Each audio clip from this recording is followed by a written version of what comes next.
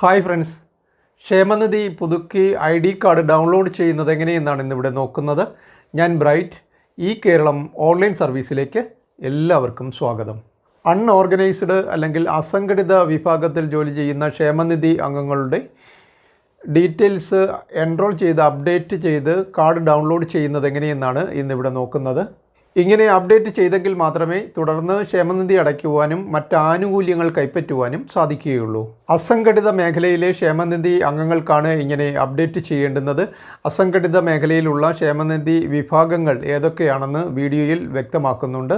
മറ്റ് സംഘടിത വിഭാഗങ്ങളിലുള്ള മറ്റ് ക്ഷേമനിധി അംഗങ്ങൾക്ക് ഈ ഒരു പ്രോസസ്സ് ചെയ്യേണ്ടുന്ന ആവശ്യമില്ല. അസംഘടിത മേഖലയിലുള്ള ഏതാണ്ട് 150-ൽ പരം തൊഴിൽ വിഭാഗങ്ങൾക്ക് ഈ ഒരു ക്ഷേമനിധിയിൽ ചേരാവുന്നതാണ്. എങ്ങനെ ഈ ക്ഷേമനിധിയിൽ അംഗമാകാം എന്നതിനെ സംബന്ധിച്ചുള്ള വീഡിയോ താമസിയാതെ പോസ്റ്റ് ചെയ്യുന്നതായിരിക്കും. വീഡിയോ കണ്ടാൽ ഏതൊക്കെ വിഭാഗങ്ങളിലുള്ളവർക്കാണ് ചേരാൻ സാധിക്കുക എന്ന് നിങ്ങൾക്ക് മനസ്സിലാകും. അതല്ലെങ്കിൽ അക്ഷയ, ജനസേവന കേന്ദ്രം, മറ്റ് ഓൺലൈൻ സേവന കേന്ദ്രങ്ങളെ ആശ്രയിച്ചും നിങ്ങൾക്കിത് ചെയ്യാവുന്നതാണ്. ഇതിൽ rubber tapping, barber, beautician, online സെൻറ്ററുകൾ, DTP സെൻറ്ററുകൾ തുടങ്ങി ചാർട്ടേഡ് അക്കൗണ്ടൻറ്റ് വരെയുള്ള 150-ൽ പരം വിവിധ വിഭാഗങ്ങളിൽ അൺഓർഗനൈസ്ഡ് മേഖലയിൽ, തൊഴിൽ മേഖലയിൽ പണിയെടുക്കുന്നവർക്ക്, ജോലി ചെയ്യുന്നവർക്ക് ഈ ഒരു ക്ഷേമനിധിയിൽ ചേരാവുന്നതാണ്. ഇത്തരത്തിൽ കേന്ദ്ര സംസ്ഥാന ഗവൺമെൻറ്റുകളുമായി ബന്ധപ്പെട്ട ഏതാണ്ട് 30-ലധികം വിവിധ ഡിപ്പാർട്ട്മെൻറ്റുകളുമായി ബന്ധപ്പെട്ട ഓൺലൈൻ പ്രോസസ്സുകളടങ്ങിയ 100 കണക്കിന് വീഡിയോകൾ ചാനലിൽ ലഭ്യമാണ്. നിങ്ങളിതുവരെയും ചാനൽ സബ്സ്ക്രൈബ് ചെയ്തിട്ടില്ലെങ്കിൽ ദയവായി ഒന്ന് സബ്സ്ക്രൈബ് ചെയ്തേക്കുക. കൂടാതെ വീഡിയോ ഇഷ്ടപ്പെട്ടാൽ ലൈക്ക് ചെയ്യാനും മറക്കാതിരിക്കുക. ഇനി നമുക്ക് നേരെ വീഡിയോയിലേക്ക് കടക്കാം. ഇതിനായി സന്ദർശിക്കേണ്ട വെബ്സൈറ്റ് ഇതാണ്. സൈറ്റ് അഡ്രസ് താഴെ ഡിസ്ക്രിപ്ഷനിൽ കൊടുത്തിരിക്കാം. താഴെ കാണുന്ന മോറിൽ പ്രസ് ചെയ്ത ലിങ്കിൽ കൂടി നിങ്ങൾക്ക് വെബ്സൈറ്റിൽ പ്രവേശിക്കാവുന്നതാണ്. സൈറ്റിൽ പ്രവേശിച്ച് താഴേക്ക് വന്നു കഴിഞ്ഞാൽ അവിടെ ഓൺലൈൻ സർവീസിന് നേർക്ക് ക്ലിക്ക് ഹിയർ എന്ന് കാണാം. അവിടെ പ്രസ് ചെയ്ത് മുന്നോട്ട് പോകണം. തുടർന്ന് നമുക്ക് ഇതുമായി ബന്ധപ്പെട്ട ധാരാളം ലിങ്കുകൾ കാണുവാൻ സാധിക്കും. ഇതിൽ പ്രധാനപ്പെട്ട ലിങ്കുകളൊക്കെ ഞാനൊന്ന് പരിചയപ്പെടുത്താം. ഇത് നമ്മൾ ഓൺലൈൻ പ്രോസസ്സ് ചെയ്തതിന് ശേഷം അതാത് ജില്ലാ ഓഫീസിൽ ഡോക്യുമെൻ്റ് വെരിഫിക്കേഷൻ നടത്തിയതിന് ശേഷം മാത്രമേ നമുക്ക് ഈ ലിങ്കുകളൊക്കെ എനേബിളായി കിട്ടുകയുള്ളൂ. ഈ ലിങ്കുകളിൽ ക്ലിക്ക് ചെയ്തതിന് ശേഷം മെമ്പർഷിപ്പ് നമ്പരും ആധാർ നമ്പരും ഒക്കെ കൊടുത്ത് നമുക്ക് ഡീറ്റെയിൽസ് അറിയുവാൻ സാധിക്കും. ആദ്യത്തേത് ലോണിന് വേണ്ടിയുള്ള അപേക്ഷയാണ്. ആ ലിങ്കിൽ ക്ലിക്ക് ചെയ്ത് നമുക്ക് അംഗത്വ നമ്പർ നൽകി അപേക്ഷിക്കാവുന്നതാണ്. അതേപോലെ റീഫണ്ട്, അംശാദായ അടവ് വിവരങ്ങൾ, സബ്സ്ക്രിപ്ഷൻ അടയ്ക്കുന്നതുമായി ബന്ധപ്പെട്ട വിവരങ്ങളും അടയ്ക്കുന്നതും അതേപോലെ ഇതുവരെ അടച്ചതിൻ്റെ ഡീറ്റെയിൽസും ഒക്കെ അറിയാൻ ആ ഒരു ലിങ്ക് വഴി നമുക്ക് സാധിക്കും. ക്ഷേമ പദ്ധതി ആനുകൂല്യം അപേക്ഷയുടെ സ്റ്റാറ്റസ്, ധാരാളം ക്ഷേമ പദ്ധതികളിലേക്ക് അപേക്ഷിക്കുവാൻ സാധിക്കും. വിവാഹ ധനസഹായം, വിദ്യാഭ്യാസ ആനുകൂല്യം തുടങ്ങിയ ആനുകൂല്യങ്ങൾക്ക് അപേക്ഷിച്ചതിൻ്റെ സ്റ്റാറ്റസ് അറിയുവാൻ സാധിക്കും. അതുപോലെ വിവിധ ആനുകൂല്യങ്ങളെക്കുറിച്ച് വ്യൂ മോറിൽ പ്രസ് ചെയ്ത് നമുക്കറിയുവാൻ സാധിക്കും. ഇവിടെ പെൻഷൻ, അതേപോലെ ചികിത്സ ആനുകൂല്യം, മരണാനന്തര ആനുകൂല്യം, പ്രസവ ആനുകൂല്യങ്ങൾ, അങ്ങനെ ലിസ്റ്റ് ഇവിടെ കൊടുത്തിട്ടുണ്ട്. ഇവയെക്കുറിച്ചൊക്കെയുള്ള വിശദ വിവരങ്ങൾ അറിയുവാനും അപേക്ഷിക്കുവാനും ഒക്കെ നമുക്കിവിടെ സാധിക്കുന്നതാണ്. ഇതൊക്കെ നമുക്ക് വെരിഫിക്കേഷൻ നടപടിക്രമങ്ങൾ പൂർത്തിയാക്കിയതിന് ശേഷം മാത്രമേ ഇങ്ങനെ ചെയ്യുവാൻ സാധിക്കുകയുള്ളൂ. ലാസ്റ്റ് ഡേറ്റ് ഞാൻ ഫസ്റ്റ് കമൻറ്റിൽ കൊടുത്തിരിക്കാം. അതിനകം നമ്മൾ ചെയ്തെങ്കിൽ മാത്രമേ നമുക്ക് തുടർന്ന് പ്രീമിയം അടയ്ക്കാനും അംശാദായം അടയ്ക്കാനും ഒക്കെ സാധിക്കുകയുള്ളൂ. ബാക്കിയുള്ള ലിങ്കുകളൊക്കെ പിന്നീട് നമ്മൾ നോക്കുന്നുണ്ട്. ഇനി നമുക്ക് ഇതിൻ്റെ ആദ്യത്തെ ലിങ്കിലേക്ക് വന്നാൽ അവിടെ നിങ്ങൾ ഇതിനകം അംഗമല്ലെങ്കിൽ ജോയിൻ നൗ, ദയവായി ഇവിടെ ക്ലിക്ക് ചെയ്യുക. ജോയിൻ നൗ എന്ന് കൊടുത്തിട്ടുണ്ട്. ഇവിടെ പുതുതായി അംഗത്വമെടുക്കുവാൻ, ക്ഷേമനിധിയിൽ ചേരാൻ ആഗ്രഹിക്കുന്നവർക്ക് ആ ഒരു ലിങ്കിൽ പ്രസ് ചെയ്ത് ചെയ്യാവുന്നതാണ്. പുതിയതായി അംഗത്വം എടുക്കുന്നതിനെക്കുറിച്ചുള്ള ഓൺലൈൻ പ്രോസസ്സ് അടങ്ങിയ വീഡിയോ താമസിയാതെ പോസ്റ്റ് ചെയ്യുന്നതായിരിക്കും. ഇനി നമുക്ക് രണ്ടാമത്തെ ലിങ്കിലേക്ക് വന്നാൽ, നിങ്ങൾ ഇതിനകം ഒരു അംഗമാണെങ്കിൽ ദയവായി നിങ്ങളുടെ വിശദാംശങ്ങൾ ഇവിടെ എൻറോൾ ചെയ്യുക. അതിന് നേർക്ക് എൻറോൾ നൗ എന്നും കൊടുത്തിട്ടുണ്ട്. ഈ ഒരു ലിങ്കാണ് നമുക്കിപ്പോൾ ആവശ്യമുള്ളത്. നമ്മളുടെ നിലവിലുള്ള ക്ഷേമനിധിയിലെ വിവരങ്ങൾ അപ്ഡേറ്റ് ചെയ്ത് കൊടുക്കുകയാണ്. പുതുക്കുക എന്നൊക്കെ സാധാരണ പറയുന്നത് ഇതിനെയാണ്. ഇവിടെ എൻറോൾ ചെയ്ത് കൊടുക്കുകയാണ് പുതിയ വിവരങ്ങൾ. അതുകൊണ്ട് നമ്മളവിടെ എൻറോൾ നൗ എന്നുള്ള ലിങ്കിൽ പ്രസ് ചെയ്ത് മുന്നോട്ട് പോകണം. അതിനുശേഷം ക്ഷേമനിധി അംഗത്തിൻ്റെ ആധാർ നമ്പർ അവിടെ കൊടുക്കുകയാണ് ചെയ്യേണ്ടുന്നത്. ഇവിടെ 12 അക്ക ആധാർ നമ്പർ ടൈപ്പ് ചെയ്ത് കൊടുത്തതിന് ശേഷം പ്രൊസീഡിൽ പ്രസ് ചെയ്ത് കൊടുക്കുകയാണ് ചെയ്യേണ്ടത്. തുടർന്ന് ക്ഷേമനിധി അംഗത്തിൻ്റെ പേരും കുറച്ച് ഡീറ്റെയിൽസുമൊക്കെ അവിടെ കാണിക്കുന്നതാണ്. ഇവിടെ മനസ്സിലാക്കിയിരിക്കേണ്ട മറ്റൊരു കാര്യം, ഇവിടെ നമ്മൾ ഏതൊരു ആധാർ നമ്പർ കൊടുത്ത് പ്രൊസീഡ് കൊടുത്താലും ഈ ഒരു പേജിലേക്ക് എത്തിച്ചേരാൻ സാധിക്കും. പക്ഷേ ഇവിടെ ഡീറ്റെയിൽസ് ഒന്നും ഉണ്ടാകില്ല. പക്ഷേ നിലവിൽ ക്ഷേമനിധിയിൽ അംഗമായ ഒരാളുടെ പേരും ഡേറ്റ് ഓഫ് ബർത്തും വീട്ടുപേരും കുറച്ച് അതുപോലുള്ള ഡീറ്റെയിൽസൊക്കെ ഇവിടെ ജില്ലയും ഒക്കെ ഇവിടെ കാണിക്കുന്നതാണ്. ഇത് ക്ഷേമനിധിയിൽ അംഗമല്ലാത്ത ഒരാളിന് ഇതൊന്നും കാണിക്കത്തില്ല. ഇതുകൊണ്ട് ക്ഷേമനിധിയിലുള്ള അംഗങ്ങളുടെയൊക്കെ ഡീറ്റെയിൽസ് ഇവിടെ കാണിക്കുന്നു എന്ന് വിചാരിച്ച് ഈ ഒരു ക്ഷേമനിധിയിൽ അംഗമാകണം എന്നും ഇല്ല. അതിനെക്കുറിച്ച് താഴോട്ട് നമ്മൾ വിശദമായിട്ട് പറയുന്നുണ്ട്. അൺഓർഗനൈസ്ഡ് വിഭാഗത്തിൽപ്പെട്ടവർക്കാണ് ഇതിൽ അംഗങ്ങളായിട്ട് വരിക. അംഗത്തിൻ്റെ പേരിനോടെ വലത് സൈഡിലായിട്ട് പേര് മലയാളത്തിൽ ടൈപ്പ് ചെയ്ത് കൊടുക്കണം. ഇവിടെ സ്റ്റാർ മാർക്ക് കൊടുത്തിട്ടുള്ളതെല്ലാം കമ്പൽസറി ആയിട്ട് ഫില്ല് ചെയ്ത് കൊടുക്കേണ്ടതാണ്. മലയാളത്തിൽ ടൈപ്പ് ചെയ്യാനായിട്ട് നമ്മൾ നേരത്തെയൊക്കെ പറഞ്ഞിട്ടുള്ളതാണ്. ഗൂഗിൾ എടുത്തിട്ട് ഗൂഗിൾ ഇൻപുട്ട് ടൂൾസ് എടുത്താൽ മലയാളം ഗൂഗിൾ എഴുത്തുപകരണങ്ങൾ എന്ന് പറഞ്ഞു വരും. അവിടെ നമ്മൾ ഇംഗ്ലീഷിൽ ടൈപ്പ് ചെയ്ത് കൊടുക്കുന്നത് മലയാളത്തിലേക്ക് ട്രാൻസ്ലേറ്റ് ആയി വരും. ഇവിടെ ഉദാഹരണത്തിന് പേര് എന്ന് ടൈപ്പ് ചെയ്തതിനു ശേഷം അത് അവിടുന്ന് കോപ്പി ചെയ്ത് നമുക്ക് ഈ പേജിൽ കൊണ്ടുവന്ന് പേസ്റ്റ് ചെയ്ത് കൊടുത്താൽ മാത്രം മതിയാകും. മുകളിൽ തന്നെ ടൈറ്റിലായിട്ട് കൊടുത്തിട്ടുള്ളത് പഴയ അംഗത്വം ചേർക്കുന്നതിനുള്ള അപേക്ഷ. അതായത് ഈ അൺഓർഗനൈസ്ഡ് അസംഘടിത അല്ലെങ്കിൽ അസംഘടിത വിഭാഗത്തിൽപ്പെടുന്ന അതേത് വിഭാഗമാണെന്ന് തൊട്ട് താഴോട്ട് പറയുന്നുണ്ട്. അതിൽ നോക്കി നിങ്ങൾക്ക് മനസ്സിലാക്കാവുന്നതാണ്. അൺഓർഗനൈസ്ഡ് വിഭാഗത്തിലുള്ള ക്ഷേമനിധി അംഗങ്ങളുടെ നിലവിലുള്ള വിശദ വിവരങ്ങളാണ് ഇവിടെ നമ്മൾ അപ്ഡേറ്റ് ചെയ്ത് കൊടുക്കുന്നത്. നേരെ മറിച്ച് ഇപ്പോൾ പെൻഷൻ കിട്ടിക്കൊണ്ടിരിക്കുന്ന അൺഓർഗനൈസ്ഡ് അസംഘടിത വിഭാഗത്തിൽപ്പെടുന്ന ക്ഷേമനിധി അംഗങ്ങൾക്ക് ഈ വിവരങ്ങൾ അപ്ഡേറ്റ് ചെയ്ത് കൊടുക്കേണ്ട ആവശ്യമില്ല. അവർ അക്ഷയയിൽ പോയി മസ്റ്ററിംഗ് ചെയ്ത് കൊടുത്താൽ മാത്രം മതിയാകുന്നതാണ്. അതേസമയം അൺഓർഗനൈസ്ഡ് വിഭാഗത്തിൽപ്പെടുന്ന ക്ഷേമനിധി അംഗങ്ങൾ ഇപ്പോഴും അംശാദായം അടച്ചുകൊണ്ടിരിക്കുന്നവർ ഈ വിവരങ്ങൾ കൃത്യമായും നിർബന്ധമായും അപ്ഡേറ്റ് ചെയ്ത് കൊടുക്കേണ്ടതുമാണ്. എങ്കിൽ മാത്രമേ തുടർന്ന് ആനുകൂല്യങ്ങൾ ലഭിക്കുന്നതിനും അംശാദായം അടയ്ക്കുന്നതിനും സബ്സ്ക്രിപ്ഷൻ അടയ്ക്കുന്നതിനും ഒക്കെ സാധിക്കുകയുള്ളൂ. പെൻഷൻ ലഭിക്കുന്നതിനും ഒക്കെ സാധിക്കണമെങ്കിൽ ഇത് ഇപ്പോൾ അപ്ഡേറ്റ് ചെയ്ത് കൊടുക്കണം. അതിനുശേഷം അച്ഛൻ്റെ അല്ലെങ്കിൽ ഭർത്താവിൻ്റെ പേര്, ജനന തീയതി അവിടെ കലണ്ടർ ഉപയോഗിച്ച് രേഖപ്പെടുത്തി കൊടുക്കണം. ആധാറിലൊക്കെ ഉള്ള ഡേറ്റ് ഓഫ് ബർത്ത് കൃത്യമായിട്ട് കൊടുക്കുക. ഇപ്പോൾ നിലവിലുള്ള വിവരങ്ങൾ ഇവിടെ കാണിക്കുന്നതിൽ എന്തെങ്കിലും തെറ്റുകളുണ്ടെങ്കിൽ അത് തിരുത്തി കൊടുക്കാനുള്ള അവസരം കൂടിയാണിത്. അതിനുശേഷം ജില്ല കൃത്യമായി രേഖപ്പെടുത്തുക. അതുപോലെ തന്നെ താലൂക്കും വില്ലേജും ഒക്കെ കൃത്യമായി രേഖപ്പെടുത്തി കൊടുക്കണം. ഇപ്പോഴത്തെ മേൽവിലാസം നമുക്കവിടെ വന്നിട്ടുണ്ട്. ആ ഒരു മേൽവിലാസത്തിൽ എന്തെങ്കിലും കറക്ഷനുണ്ട്, തെറ്റുകളോ മറ്റോ ഉണ്ടെന്നുണ്ടെങ്കിൽ അതിപ്പോൾ തിരുത്തി മുന്നോട്ട് പോവുകയും ചെയ്യാവുന്നതാണ്. പിൻകോഡൊക്കെ കറക്റ്റായിട്ട് കൊടുക്കണം. അഡ്രസ്സ് കറക്റ്റാണോ എന്നറിയാൻ വേണ്ടി അഡ്രസ്സിന് നേർക്ക് സ്ക്രോൾ അപ്പ് ആൻഡ് ഡൗൺ ആരോ ഉണ്ട്. അതിൽ പ്രസ് ചെയ്ത് നമുക്ക് അഡ്രസ്സ് മുഴുവൻ കാണുവാനും തെറ്റുണ്ടെങ്കിൽ തിരുത്തുവാനും ഒക്കെ സാധിക്കുന്നതാണ്.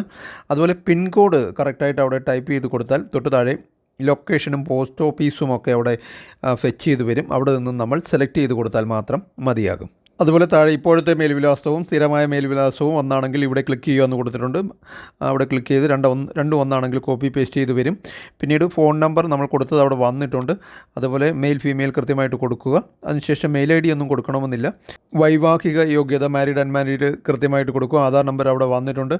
അപേക്ഷകൻ്റെ മാസവരുമാനം എന്നുള്ളത് നമ്മുടെ റേഷൻ കാർഡിലെ മാസവരുമാനം കൊടുത്താൽ മതിയാകും. അതല്ലെങ്കിൽ 1000 രൂപയൊക്കെ കൊടുത്താലും മതിയാകുന്നതാണ്.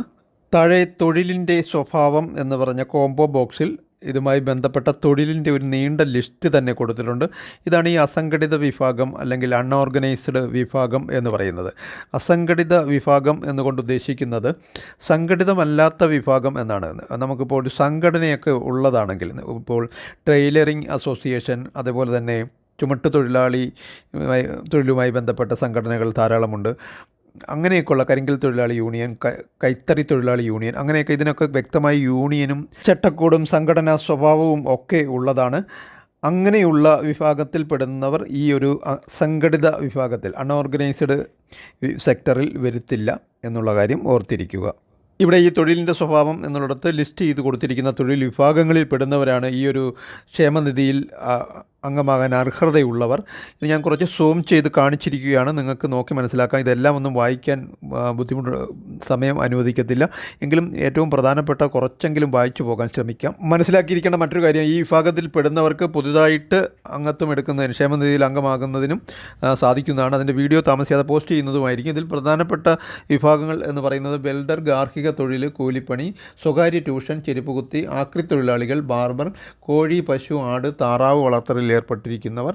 ഇവിടെ കുറച്ചൊക്കെ ഞാൻ വായിക്കുന്നുള്ളൂ, ബാക്കിയൊക്കെ നിങ്ങൾ നോക്കി മനസ്സിലാക്കുക. സെയിൽസ്മാൻ, ഇരുമ്പ്, മരപ്പണി ചെയ്യുന്നവർ, LIC ഏജൻറ്റുമാരുണ്ട്, ബ്യൂട്ടീഷ്യൻ, കമ്പ്യൂട്ടർ ഓപ്പറേറ്റർ ഉണ്ട്, അതേപോലെ DTP ഓപ്പറേറ്ററും ഉണ്ട്, പലഹാരം അച്ചാർ നിർമ്മിക്കുന്നവർ, കളിമൺ പാത്ര നിർമ്മാണ തൊഴിലാളികൾ, കരകൗശല തൊഴിലാളികൾ, അത് ഇതിനകത്ത് പ്രധാനപ്പെട്ടൊരു വിഭാഗമാണ്. ഹാൻഡിക്രാഫ്റ്റ് തൊഴിലേർപ്പെട്ടിരിക്കുന്നവർ, കരകൗശല തൊഴിലേർപ്പെട്ടിരിക്കുന്നവരെല്ലാം ഇതിൽ വരുന്നതാണ്. പാൽ പാത്രം വിതരണക്കാർ, ചെറുകിട കച്ചവടക്കാർ, അതിനകത്ത് ഷോപ്സ് ആൻഡ് എസ്റ്റാബ്ലിഷ്മെൻറ്റ് ആക്ട് അനുസരിച്ച് രജിസ്റ്റർ ചെയ്തിരിക്കുന്നവരുണ്ട്, അവർ ഇതിൽ വരില്ല. അതുപോലെ തന്നെ ചെറുകിട അക്കൗണ്ടൻറ്റ്, ബൈക്ക് മെക്കാനിക്ക്.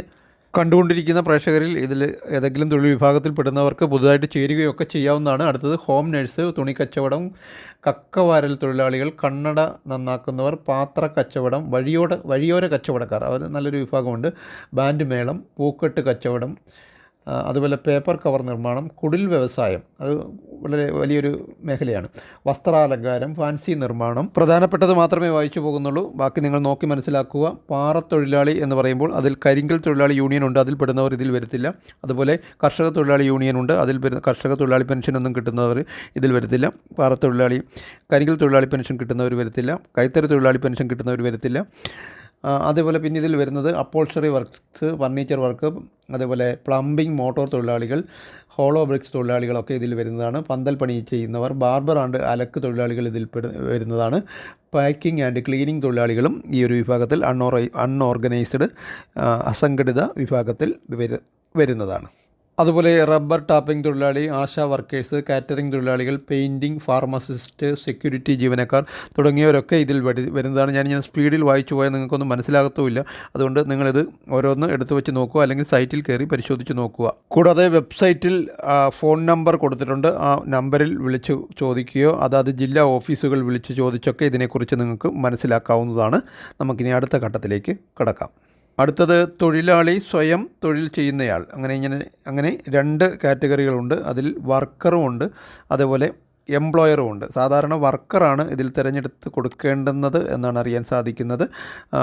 അതല്ല, എംപ്ലോയർ തിരഞ്ഞെടുക്കുന്നവർക്ക് അങ്ങനെ കൊടുക്കാം. വർക്കർ തിരഞ്ഞെടുത്താൽ എംപ്ലോയറുടെ ഡീറ്റെയിൽസ് അവിടെ കൊടുക്കേണ്ടി വരും.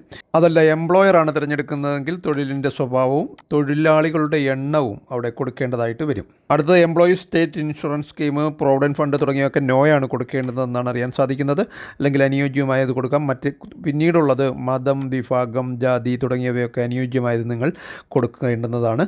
അതുപോലെ മുകളിൽ വർക്കറാണ് കൊടുക്കുന്നതെന്നുണ്ടെങ്കിൽ പദവി, എന്ത് തൊഴിലാണ് ചെയ്യുന്നത്, സെയിൽസ്മാൻ ആണോ എന്താണെന്നുള്ളത് അവിടെ കൊടുക്കണം. അതുപോലെ ഡെയിലി വേജസ് ആണോ വീക്ക്ലി വേജസ് ആണോ അതും അവിടെ സെലക്ട് ചെയ്ത് കൊടുക്കണം. തൊഴിലുടമയുടെ മേൽവിലാസവും കൊടുക്കേണ്ടതാണ്. അതുപോലെ റേഷൻ കാർഡ് വിഭാഗം, APL BPL ഏതാണെന്ന് വെച്ചാൽ കൃത്യമായിട്ട് കൊടുക്കുക. മറ്റേതെങ്കിലും ക്ഷേമനിധിയിൽ അംഗമാണോ എന്നൊരു ചോദ്യമുണ്ട്, നോയാണ് കൊടുക്കേണ്ടുന്നത്. അടുത്തത് തൊട്ട് താഴെ നോമിനി ഡീറ്റെയിൽസ് ആണ് കൊടുക്കേണ്ടുന്നത്. നമുക്ക് അവകാശികളായിട്ട് എത്ര പേരെ വേണമെങ്കിലും വയ്ക്കാം. അപേക്ഷകനുമായിട്ടുള്ള ബന്ധം തൊട്ട് വലത് സൈഡിൽ കൊടുക്കേണ്ടുന്നതാണ്. അതിനുശേഷം ഇപ്പോൾ നമ്മൾക്ക് ഒരു നോമിനി ഉള്ളെങ്കിൽ 100% എന്ന് കൊടുത്തിട്ട് അത് ആഡ് ചെയ്യാം. പ്ലസ്സിൽ കൊടുത്ത് ആഡ് ചെയ്യാം.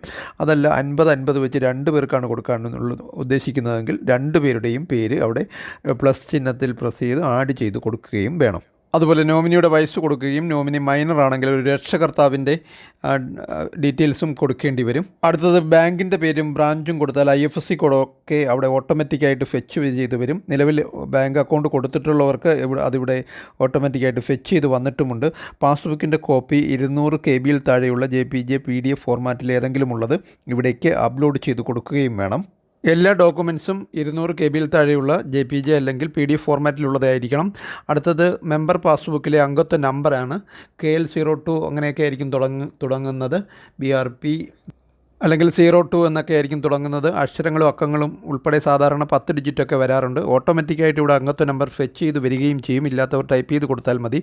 അതുപോലെ തന്നെ രജിസ്റ്റർ ചെയ്ത തീയതി, അംശാദായം, അവസാനം അടച്ച തീയതി, ഏത് മാസം വരെ അടച്ചു തുടങ്ങിയൊക്കെ പാസ്ബുക്കിലുണ്ടാകും. കഴിവതും കൊടുത്തു പോകാൻ ശ്രമിക്കുക. കൊടുക്കാതെയും ആപ്ലിക്കേഷൻ മുന്നോട്ട് പോകുന്നുണ്ട്. പക്ഷേ അംഗത്വ നമ്പർ കൃത്യമായിട്ട് ശരിയായിട്ടുള്ളത് കൊടുക്കാൻ ശ്രമിക്കുക. ഇവിടെ ഒട്ടുമിക്ക ഡീറ്റെയിൽസും ഓട്ടോമാറ്റിക് ഫെച്ച് ചെയ്ത് വരുന്നതാണ്. ഇല്ലാത്തത് ടൈപ്പ് ചെയ്ത് കൊടുത്താൽ മതി. സ്റ്റാർ മാർക്കുള്ളതെല്ലാം നിർബന്ധമായും കൊടുക്കുകയും വേണം. അടുത്തത് ഡോക്യുമെൻറ്റ്സ് അപ്ലോഡ് ചെയ്യാനുള്ളതാണ്. അപ്ലോഡ് ചെയ്ത് കൊടുക്കാൻ പ്രധാനമായിട്ടുള്ളത് മെമ്പർ പാസ്ബുക്കിൻ്റെ ഫ്രണ്ടും ലാസ്റ്റ് പേജും ഒറ്റ PDF ആക്കി അപ്ലോഡ് ചെയ്ത് കൊടുക്കണം. PDF മെർജ് ചെയ്ത് അപ്ലോഡ് ചെയ്ത് കൊടുത്താൽ മതിയാകും. അതിനുശേഷം കൊടുക്കേണ്ടുന്നത് ഫോട്ടോയാണ്. 30 KB താഴെയുള്ള JPG ഫോർമാറ്റിലുള്ള ഫോട്ടോ അപ്ലോഡ് ചെയ്ത് കൊടുക്കണം. അതുപോലെ സൈൻ അപ്ലോഡ് ചെയ്ത് കൊടുക്കണം. 30 KB താഴെയുള്ള JPG ഫോർമാറ്റിലുള്ളത്. അതുപോലെ ആധാർ കാർഡ് അപ്ലോഡ് ചെയ്യണം. വയസ്സ് തെളിയിക്കുന്നതിനുള്ള സർട്ടിഫിക്കറ്റ് അപ്ലോഡ് ചെയ്ത് കൊടുക്കണം. അതിൻ്റെ നമ്പരും അവിടെ കൊടുക്കണം. അതിൻ്റെ ലിസ്റ്റ് അവിടെ കൊടുത്തിട്ടുണ്ട്. ലിസ്റ്റിലൂടെ SSLC, passport, driving licence, birth certificate അങ്ങനെ കൊടുത്തിട്ടുണ്ട്. ഇവിടെ ആധാർ കാർഡും കൊടുത്തിട്ടുണ്ട്. പക്ഷേ ആധാർ കാർഡിൻ്റെ കുഴപ്പം എന്താണെന്ന് വെച്ചാൽ ഇപ്പോൾ ആധാറിലെ ഡേറ്റ് ഓഫ് ബർത്ത് ഒരു പ്രൂഫായിട്ട് സ്വീകരിക്കുന്നില്ല. അതുകൊണ്ട് കഴിവതും മറ്റ് രേഖകളുണ്ടെങ്കിൽ അത് തന്നെ അപ്ലോഡ് ചെയ്യാൻ ശ്രമിക്കുക. ഇല്ലാത്ത പക്ഷം മാത്രം ആധാർ അപ്ലോഡ് ചെയ്ത് കൊടുക്കുക. ഇവയെല്ലാം ശരിയായി കൊടുത്തതിന് ശേഷം സർട്ടിഫിക്കറ്റ് നമ്പർ കൊടുക്കണം. ഇവയെല്ലാം ശരിയായി കൊടുത്തതിന് ശേഷം പ്രൊസീഡ് കൊടുത്ത് മുന്നോട്ട് പോകാവുന്നതാണ്. തുടർന്ന് നമുക്കൊരു പ്രിവ്യൂ ലഭിക്കുന്നതാണ്. എല്ലാം ശരിയാണോ എന്ന് പരിശോധിച്ച് നോക്കാം. തെറ്റുണ്ടെങ്കിൽ ബാക്ക് പോയി കറക്റ്റ് ചെയ്ത് വരാം. എല്ലാം ശരിയാണെങ്കിൽ താഴെ വന്ന് സബ്മിറ്റ് കൊടുക്കുകയാണ് ചെയ്യേണ്ടുന്നത്. അവിടെ കണ്ടീഷൻസ് ഉണ്ട്. ചെക്ക് ബോക്സിൽ ടിക്ക് മാർക്ക് വരുത്തിയതിനു ശേഷം സബ്മിറ്റ് കൊടുക്കാവുന്നതാണ്. തുടർന്ന് അപ്ഡേറ്റഡ് സക്സസ്ഫുള്ളി എന്ന് വരുന്നതും ആപ്ലിക്കേഷൻ നമ്പറായിട്ട് UO00 എന്നൊക്കെയാണ് സാധാരണ തുടങ്ങുന്നത് ആപ്ലിക്കേഷൻ നമ്പർ. ഇത് നമ്മൾ കൃത്യമായിട്ട് നോട്ട് ചെയ്ത് വെക്കണം. ഇതിനോടൊപ്പം അവിടെ ഒരു പ്രിൻ്റ് ലഭിക്കേണ്ടതാണ്. അവിടെ ഒരു പോപ്പപ്പ് വന്നിട്ടുണ്ട്. കുക്കീസും പോപ്പപ്പും ഒക്കെ എനേബിൾ ചെയ്യാത്തത് കൊണ്ടാണെന്ന് തോന്നുന്നു ഇതിൻ്റെ പ്രിൻ്റ് എടുക്കാൻ സാധിക്കുന്നില്ല. നിങ്ങൾ ആപ്ലിക്കേഷൻ കൊടുക്കുന്നതിന് മുമ്പ് ഈ കുക്കീസും പോപ്പപ്പും ഒക്കെ എനേബിൾ ചെയ്തിടുക. അപ്പോൾ ഈ പ്രിൻ്റ് ഇവിടെ വരാൻ സാധ്യതയുണ്ട്. എനിക്കിത് വന്നിട്ടില്ല. പക്ഷേ സ്റ്റാറ്റസ് നോക്കി നമുക്കിത് കണ്ടുപിടിക്കാവുന്നതാണ്. നമ്പർ എടുക്കാവുന്നതാണ്. അത് പിന്നീട് നമുക്ക് നോക്കാം. ഈ ഒരു നമ്പർ എഴുതി സൂക്ഷിച്ച് വെക്കണം. ഈ ഒരു നമ്പരും പിന്നീട് നമ്മൾ ഇപ്പോൾ അപ്ലോഡ് ചെയ്ത് കൊടുത്ത ഡോക്യുമെൻസുമായിട്ട് അതാത് ജില്ലകൾ, ഓരോ ജില്ലയിലും അസംഘടിത മേഖലയിലുള്ള ക്ഷേമനിധിയുടെ ഓഫീസുണ്ട്. ആ ഓഫീസിൽ നേരിട്ട് കൊണ്ടുപോയി അവർ അത് അവിടെ വെരിഫൈ ചെയ്യും. വെരിഫൈ ചെയ്തതിന് ശേഷമാണ് നമുക്ക് മറ്റ് പ്രോസസ്സുകളൊക്കെ നോക്കാനും ID കാർഡ് ഉൾപ്പെടെയുള്ളത് ഡൗൺലോഡ് ചെയ്തെടുക്കുവാനും സാധിക്കുന്നത്. ID കാർഡ് എങ്ങനെ ഡൗൺലോഡ് ചെയ്യാമെന്ന് നമുക്ക് നോക്കാം. അതിനു മുമ്പ് നമുക്കിവിടെ ഇപ്പോൾ കൊടുത്തതിൻ്റെ സ്റ്റാറ്റസ് അറിയാം. വ്യൂ ആപ്ലിക്കേഷൻ സ്റ്റാറ്റസിൽ പ്രസ് ചെയ്തപ്പോൾ ഇപ്പോൾ നമുക്ക് ലഭിച്ച ആ ഒരു ആപ്ലിക്കേഷൻ നമ്പരും ആധാർ നമ്പരും കൊടുത്ത് വ്യൂ ആപ്ലിക്കേഷൻ സ്റ്റാറ്റസിൽ പ്രസ് ചെയ്താൽ അതിൻ്റെ ഡീറ്റെയിൽസ് വരികയും താഴെയായിട്ട് വ്യൂ മോർ ഡീറ്റെയിൽസ് ഉണ്ട്. ആ മോർ ഡീറ്റെയിൽസിൽ പ്രസ് ചെയ്ത് കൂടുതൽ വിവരങ്ങൾ അറിയുവാനും സാധിക്കും. ഇവിടെ നമുക്ക് നേരത്തെ നമ്മൾ എഴുതി വെച്ച ആപ്ലിക്കേഷൻ നമ്പരും വന്നിട്ടുണ്ട്. ഇവിടെ പ്രിൻ്റ് ഓപ്ഷനൊന്നുമില്ല. പക്ഷേ നമുക്കൊരു പ്രിൻ്റ് ഒപ്പിച്ചെടുക്കാവുന്നതേ ഉള്ളൂ. പക്ഷേ കറക്റ്റായിട്ടൊന്നും അല്ല അതിൽ വരുന്നത്. ഇനി നമുക്ക് കാർഡ് ഡൗൺലോഡ് ചെയ്യുന്നത് എങ്ങനെയാണെന്ന് നോക്കാം. അതിനായിട്ട് ഡൗൺലോഡ് യുവർ മെമ്പർഷിപ്പ് ID കാർഡിന് നേർക്ക് ഡൗൺലോഡ് എന്നുള്ള ഓപ്ഷനുണ്ട്. ആ ഡൗൺലോഡിൽ പ്രസ് ചെയ്തതിന് ശേഷം മെമ്പർഷിപ്പ് നമ്പരും ആധാർ നമ്പരും കൊടുത്ത് ഡിസ്പ്ലേ ID കാർഡിൽ പ്രസ് ചെയ്താൽ നമുക്ക് കാർഡ് ലഭിക്കും. ഇവിടെ ഇപ്പോൾ വെരിഫിക്കേഷൻ നടപടിക്രമങ്ങൾ പൂർത്തിയായിട്ടില്ല, അപ്രൂവ് ചെയ്തിട്ടില്ല. അതുകൊണ്ട് കാർഡ് ഇപ്പോൾ നമുക്ക് ലഭിക്കത്തില്ല. ജില്ലാ ഓഫീസിൽ നേരിട്ട് പോയി ഡോക്യുമെൻ്റ് വെരിഫിക്കേഷൻ നടത്തിയതിന് ശേഷം മാത്രമേ നമുക്ക് ID കാർഡ് ഡൗൺലോഡ് ചെയ്യാൻ സാധിക്കുകയുള്ളൂ. വെബ്സൈറ്റിൻ്റെ തന്നെ ഏറ്റവും താഴേക്ക് വന്നു കഴിഞ്ഞാൽ അവിടെ ഏതൊക്കെ വിഭാഗങ്ങളിലാണ് നമുക്ക് ഈ ഒരു ആനുകൂല്യം, അസംഘടിത മേഖലയിലെ തൊഴിലാളികളുടെ ക്ഷേമനിധിക്കുള്ള ആനുകൂല്യം ലഭിക്കുന്നത്, ഏതൊക്കെ വിഭാഗങ്ങളിലുള്ളവർക്കാണെന്ന് ഒരു ചെറിയ വിവരണം ഇവിടെ നിന്ന് നമുക്ക് ലഭിക്കുന്നതുമാണ്. ഇതോടെ ഈ ഒരു വീഡിയോ ഇവിടെ പൂർണ്ണമാവുകയാണ്. Thank you for watching video.